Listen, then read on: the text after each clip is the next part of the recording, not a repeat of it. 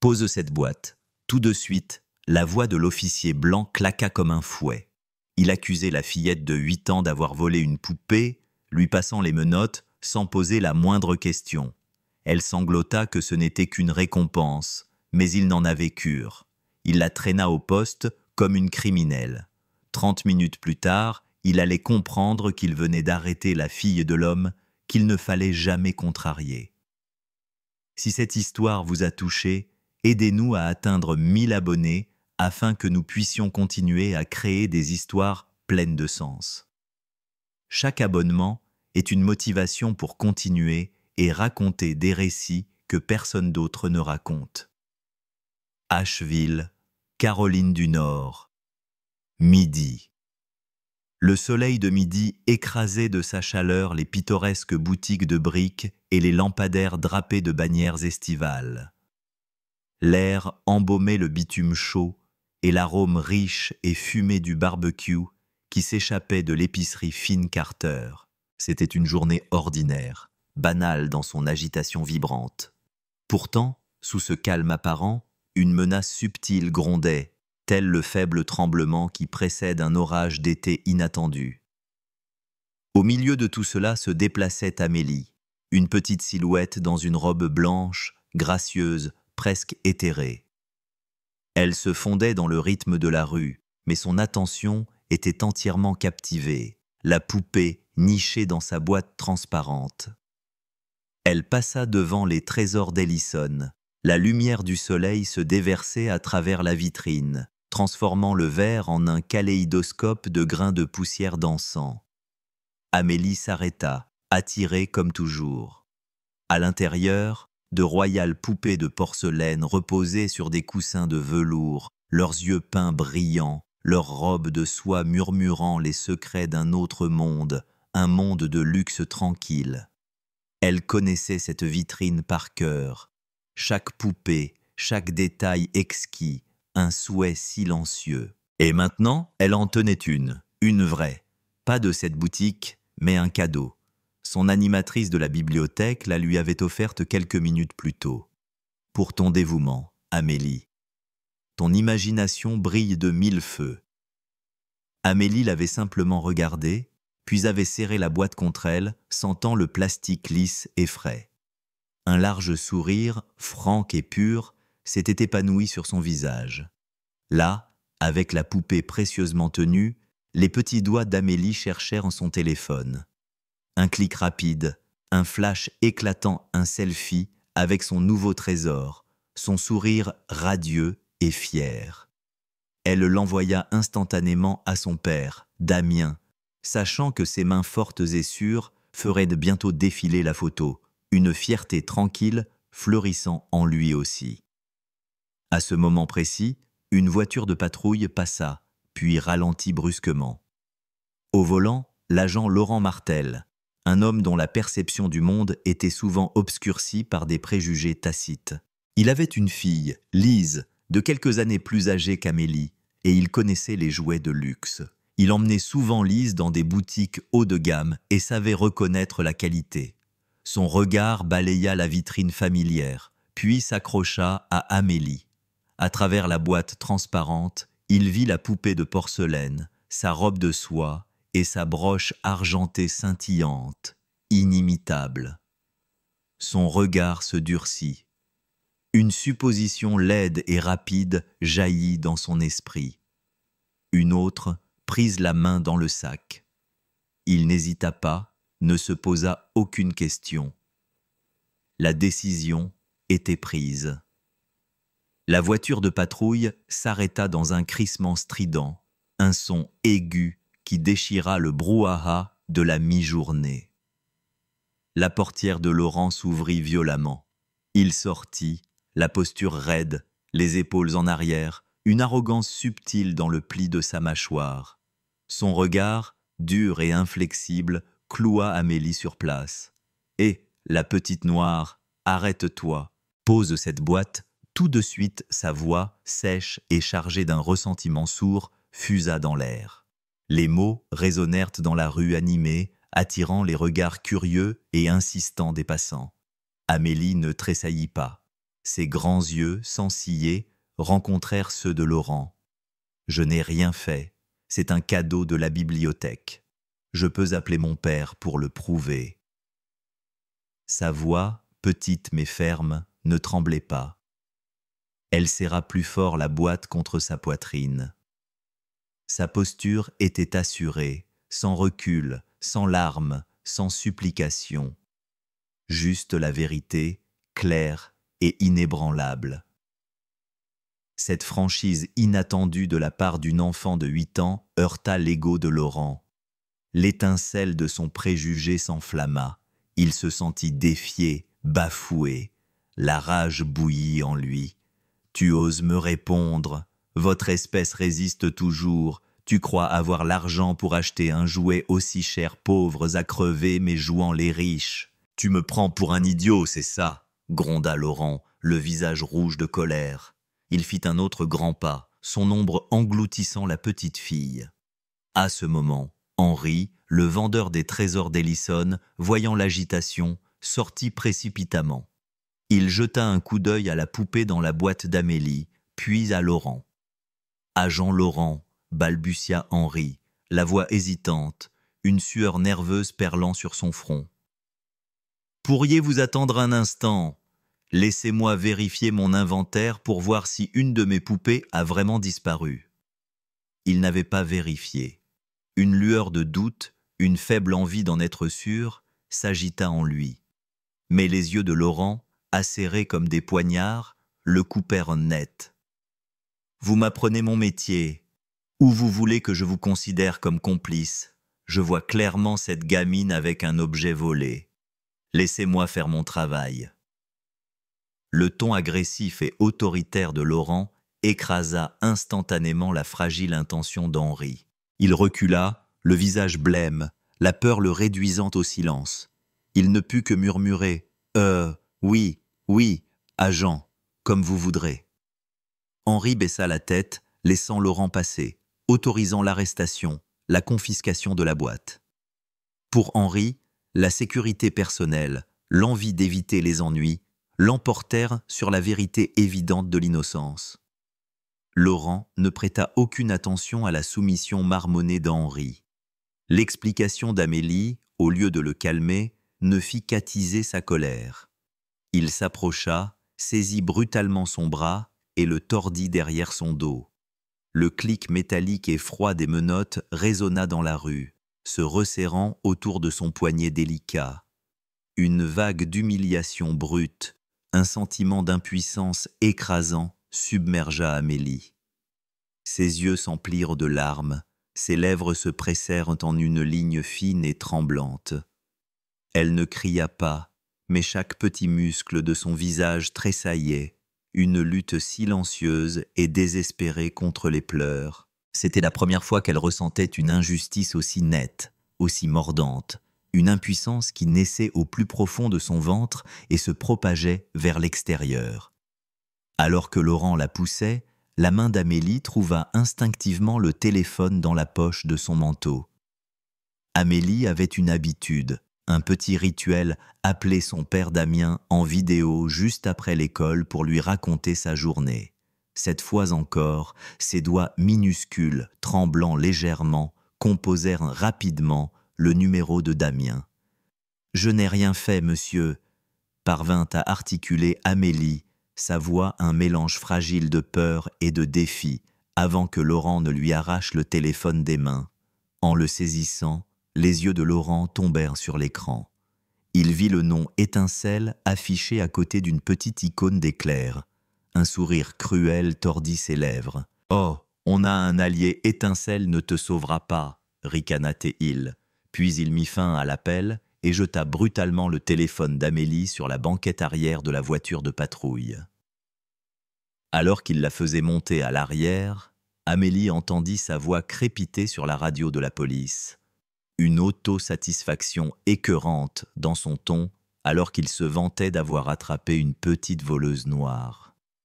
Ouais, une gamine têtue, comme tous les autres, qui essaie de se croire plus maligne que nous. Je vais la remettre à sa place. Au même moment, le capitaine Damien Dubois, était en pleine réunion d'urgence capitale, à l'hôtel de ville, à près d'1 heure de route d'Asheville. La réunion portait sur une affaire massive qui secouait tout l'État, et sa décision était très attendue. Son téléphone vibra. Le numéro d'Amélie. Il jeta un coup d'œil, prêt à ignorer l'appel, le poids de la réunion pesant sur lui. Mais l'appel persista, vibrant obstinément dans sa main. Un picotement de malaise le saisit. Damien murmura des excuses au conseil et décrocha. Il n'entendit qu'un chaos de bruit, le vrombissement des voitures, le hurlement lointain d'une sirène, puis un petit cri étouffé. « Je n'ai rien fait, monsieur !» La voix d'Amélie, empreinte de peur, se brisa avant que l'appel ne soit brutalement coupé. Damien rappela immédiatement. Pas de réponse. Encore et encore. Seule la tonalité vide et interminable. Un nœud froid et dur de pressentiment se serra dans son ventre, une peur bien plus vive que n'importe quelle pression professionnelle. Il connaissait sa fille. Elle n'appellerait jamais avec une telle insistance, n'aurait jamais une voix si terrifiée, sans une raison grave. Ce cri coupé le hantait. Damien frappa la main sur la table, le bruit sec résonnant dans la salle silencieuse. Ses yeux, soudain résolus, se fixèrent sur les membres du conseil, stupéfaits. « Excusez-moi, je dois partir. »« Immédiatement, » dit-il, sa voix profonde, tranchante, dénuée d'hésitation. « Ma fille est en danger. Ce n'était pas seulement abandonner une réunion cruciale. C'était risquer sa réputation, sa carrière, sa crédibilité sur une affaire de premier plan. » Il sentit le jugement silencieux dans la pièce, le soupir collectif qui signifiait une promotion perdue, une réprimande probable, peut-être même une mise à l'écart. Mais la pensée d'Amélie, seule et terrifiée, éclipsait tout le reste. Il n'appela pas le central. Il ne pouvait pas perdre une seule seconde. Il devait agir, maintenant. Il quitta l'hôtel de ville à toute vitesse, filant sur l'autoroute, le cœur battant à tout rompre contre ses côtes. Une seule pensée pulsait en lui. Où est Amélie? Que s'est-il passé? Arrivé à Asheville, Damien ne se précipita pas au poste de police. Au lieu de cela, il conduisit lentement, retraçant le chemin habituel d'Amélie de la bibliothèque à la maison. La rue grouillait de vie, mais dans la vision tendue de Damien, tout se brouillait en un brouillard anxieux. Il s'arrêta, interrogeant les vendeurs, les passants. « Avez-vous vu une fillette de 8 ans, cheveux tressés, robe blanche, portant une boîte transparente ?» Sa voix était urgente, crispée. Il revoyait la photo qu'Amélie lui avait envoyée quelques heures plus tôt. Son sourire éclatant, la robe blanche, la boîte à poupées serrée avec tant de fierté. Beaucoup secouèrent la tête. Puis il aperçut les trésors d'Ellison. Henri, le vendeur, était dehors, arrangeant des pots de fleurs, l'air pâle et nerveux. Quand Damien s'approcha, Henri tressaillit, puis ses yeux s'écarquillèrent de reconnaissance.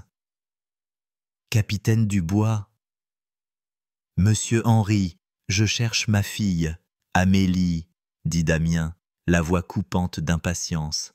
« L'avez-vous vue passer par ici ?» Henri regarda Damien, son visage un mélange de peur et de remords grandissant. En entendant la description, les cheveux tressés, la robe blanche, la boîte transparente, l'image de la petite fille, se tenant si courageusement un peu plus tôt, lui revint en mémoire. Il savait qu'il était resté là, lâche, craignant pour son magasin, craignant Laurent. « Amélie, oui, capitaine, je viens de la voir. L'agent Martel. » « Il l'a emmenée, » balbutia Henri, la voix tremblante, évitant le regard intense de Damien. « Il a dit qu'elle avait volé une poupée dans mon magasin. Mais ce n'est pas vrai. Elle est innocente. J'ai eu trop peur pour dire la vérité. » Le nom de Martel. L'aveu d'Henri. Un éclair de rage froide et furieuse traversa Damien. Sans un mot de plus, il tourna les talons, et se dirigea d'un pas décidé vers le poste de police d'Asheville. Il ouvrit la porte avec une telle force qu'elle claqua contre le mur. Le hall d'entrée était vide d'Amélie. Personne dans ce poste, pas même l'agent de service, ne semblait réaliser qu'Amélie était la fille du capitaine Damien Dubois. Un officier, voyant la fureur brute et non dissimulée de Damien, s'avança rapidement. « Capitaine Dubois, qu'y a-t-il, monsieur? Je cherche une fillette nommée Amélie, environ 8 ans, cheveux tressés, robe blanche. Est-elle ici ?» exigea Damien. L'officier consulta rapidement le registre. « Ah oui, capitaine. Une fillette correspondant à cette description est en cellule de dégrisement. L'agent Martel vient de l'amener il y a environ 20 minutes. Il a dit qu'il y a eu un incident de vol à l'étalage au trésor d'Ellison. Vol à l'étalage, rugit Damien, sa peur maintenant totalement éclipsée par une rage dévorante et incontrôlable. Je m'occuperai de lui plus tard. » Il se dirigea droit vers la cellule, chaque pas martelant lourdement le carrelage froid.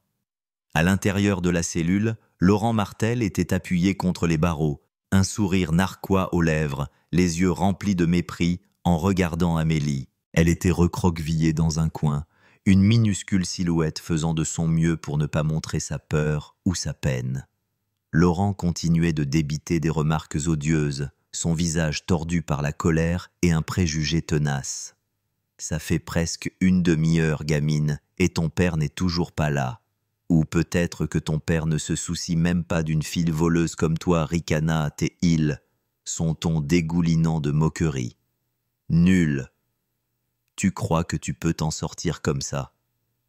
Votre espèce, vous faites semblant de lire des livres à l'école, mais en réalité, vous cherchez des moyens de voler, n'est-ce pas? J'en ai vu trop comme toi. Têtus, provocateur, mais à la fin, vous devez vous agenouiller et implorer pitié. » Il pressa son visage contre les barreaux. « Tu resteras ici jusqu'à ce que ton père vienne payer la caution, et je parie que ton père ne viendra même pas. » Amélie restait silencieuse.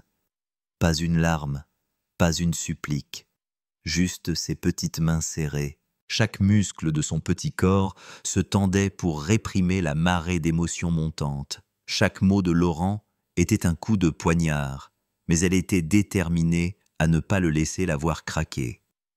À cet instant, Damien arriva. Il ne fit pas irruption. Il s'arrêta juste à l'entrée, retenant son souffle, écoutant. Chaque mot venimeux de Laurent était un coup de fouet sur l'âme de Damien. Il vit Amélie, recroquevillée, sa petite silhouette rayonnant d'une endurance silencieuse. Les muscles de Damien se tendirent. Une tempête primale grondait au plus profond de lui, brute et puissante, éclipsant toute pensée de sa carrière, de sa réunion, de lui-même.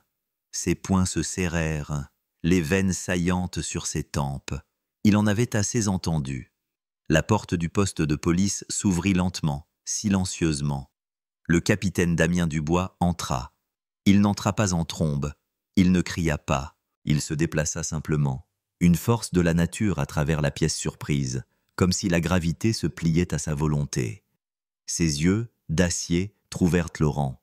Sa mâchoire était si serrée qu'elle aurait pu se briser.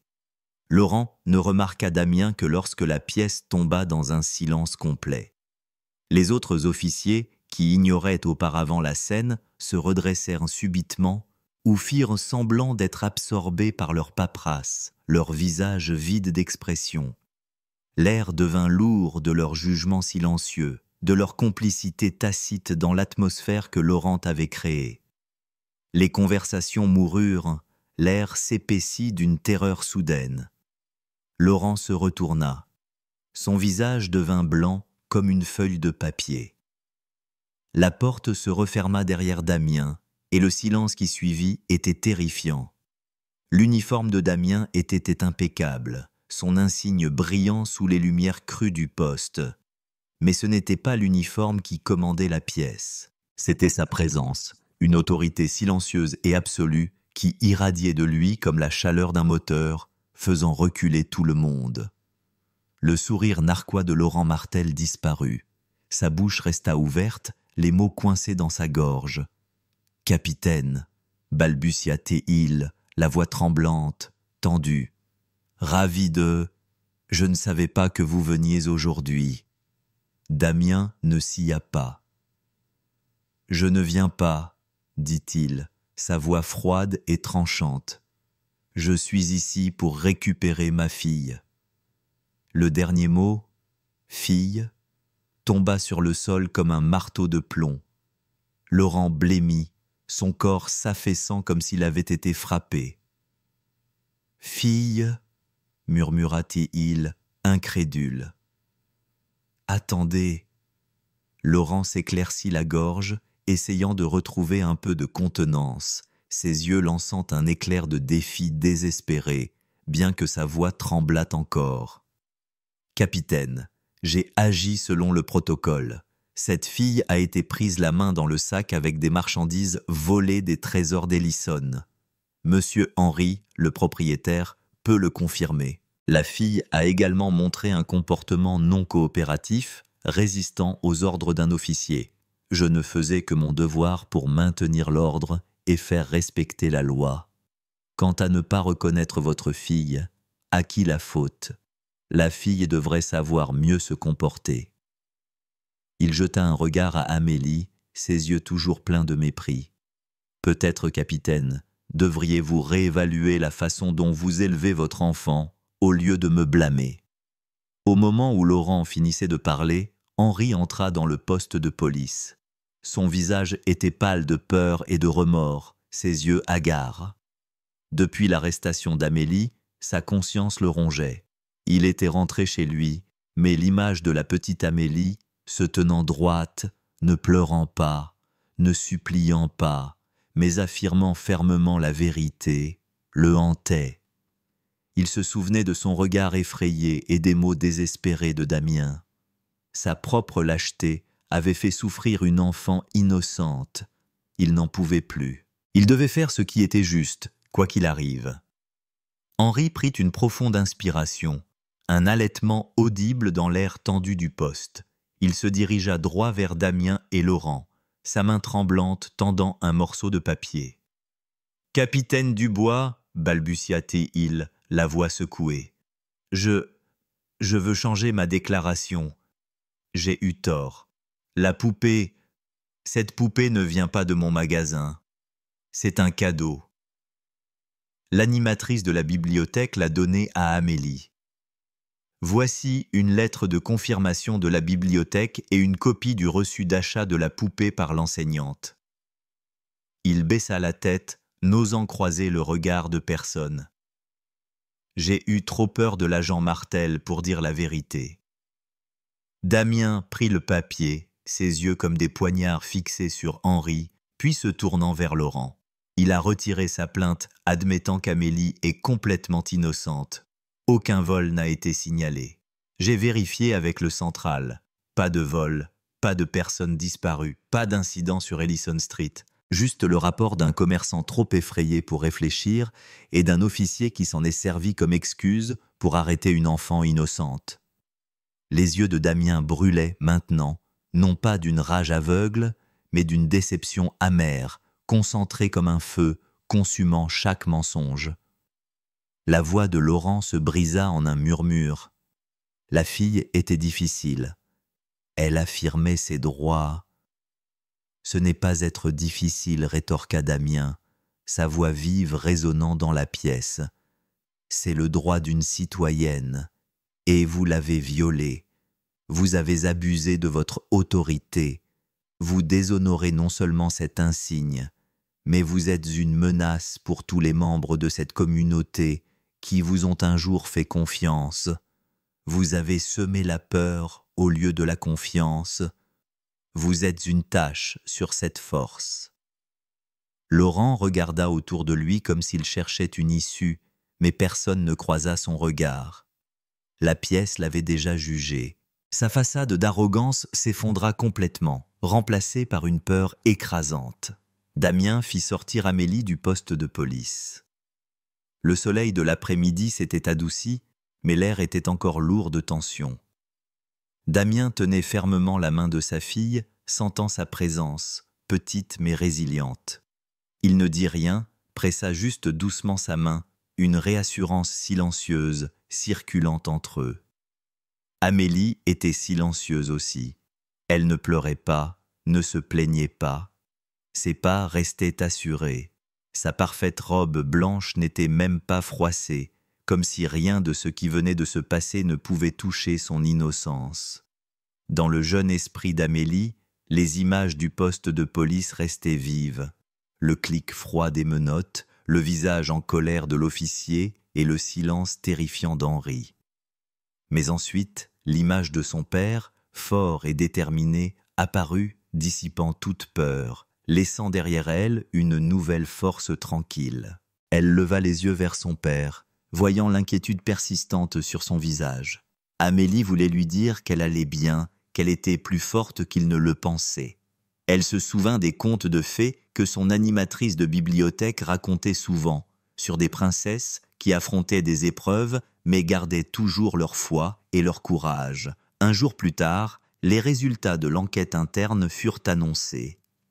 L'agent Laurent Martel reçut une sanction sévère, 3 mois de suspension sans solde, une rétrogradation et une formation obligatoire sur la diversité et l'éthique.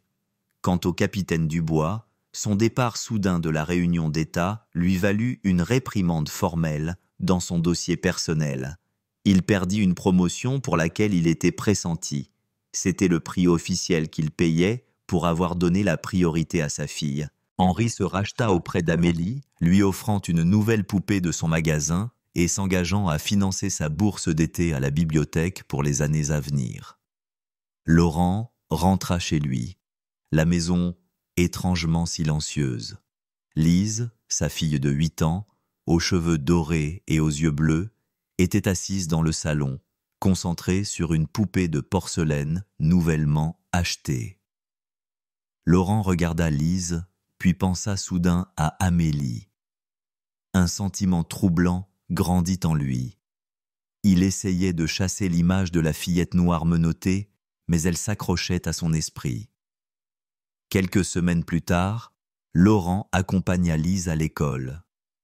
Pendant un cours, la montre de luxe d'un camarade de classe disparut. Les soupçons se tournèrent rapidement vers Lise, qui était souvent vue en train de l'admirer.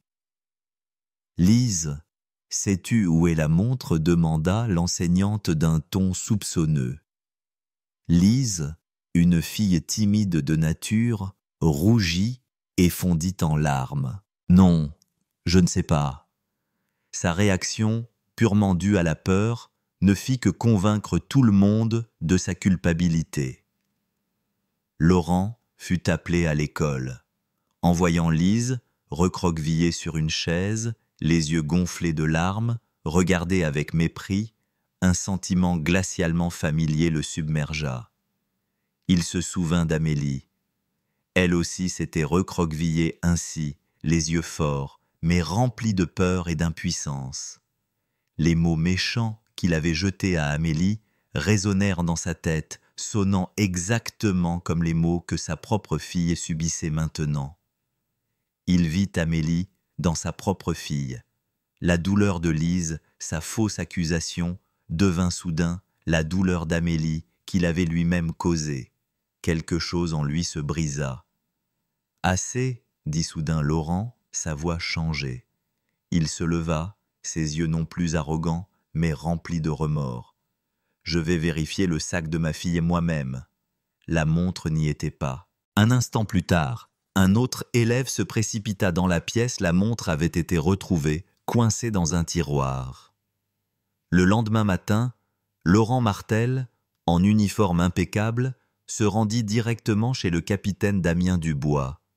Il se tenait devant la porte, le visage tendu mais déterminé. Damien ouvrit. « Capitaine Dubois, » commença Laurent, la voix rauque, sans son arrogance habituelle. « Je suis venu m'excuser. J'avais tort. J'ai eu complètement tort au sujet de votre fille, Amélie. Je l'ai traité de manière épouvantable à cause de mes préjugés aveugles. La voix de Laurent trembla.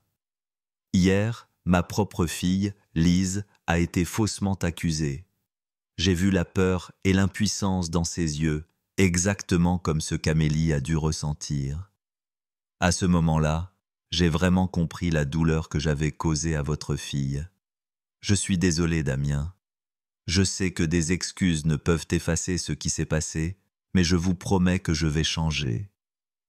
Damien regarda Laurent longuement. Il vit la sincérité dans ses yeux rougis. Finalement, il hocha doucement la tête. « J'accepte vos excuses, Laurent. Mais souvenez-vous, les mots ne sont qu'un début. Les actes sont la vraie preuve. » À ce moment, Amélie sortit de la maison. Elle vit Laurent et hésita un instant. Damien posa une main sur l'épaule de sa fille, l'encourageant doucement. Amélie regarda Laurent droit dans les yeux, son regard clair et limpide, sans haine ni peur. Elle s'approcha et un doux sourire apparut sur ses lèvres. « Agent Martel, dit Amélie, sa voix douce mais claire, je ne vous en veux plus. » Les mots d'Amélie furent comme un rayon de soleil perçant les ténèbres dans le cœur de Laurent. Il ne put se retenir plus longtemps. Des larmes coulèrent sur son visage. « Merci, Amélie, murmura-t-il, la voix étranglée par l'émotion. Merci infiniment. » Damien regarda sa fille, le cœur rempli de fierté. « Tu sais, Amélie, dit-il, sa voix chaleureuse, la chose la plus forte en ce monde n'est pas le pouvoir, c'est le pardon. » L'histoire d'Amélie ne s'arrêta pas à des excuses personnelles. Profondément affecté, le capitaine Dubois lança un audit interne complet dans tout le département de police. Il instaura une formation anti-préjugés obligatoire, un contrôle plus strict des arrestations de mineurs et de nouveaux programmes pour reconstruire la confiance avec la communauté. Sa propre carrière avait peut-être subi un coup, mais l'héritage d'un système juste, bâti sur des fondations solides, était un prix qu'il était prêt à payer. Car il savait, au plus profond de lui, que la véritable force de la police ne résidait pas dans son pouvoir de contrôle, mais dans son engagement inébranlable envers la justice, l'équité et le respect de chaque citoyen, quel qu'il soit.